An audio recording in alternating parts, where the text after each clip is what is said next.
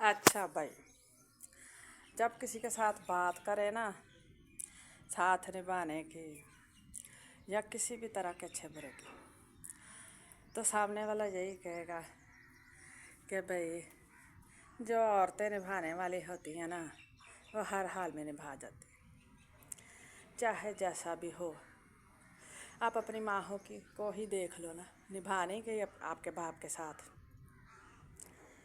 मैं कहती हूँ निभाने से अच्छा था वो थोड़ी स्ट्रगल कर लेती।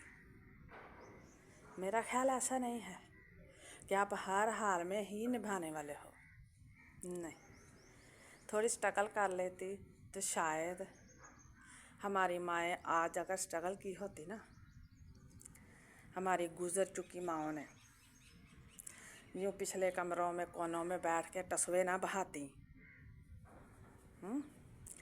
तो अपने लड़कों की तरबियत करती, उन्हें मत देती, तो आज ये नस्ल ना होती।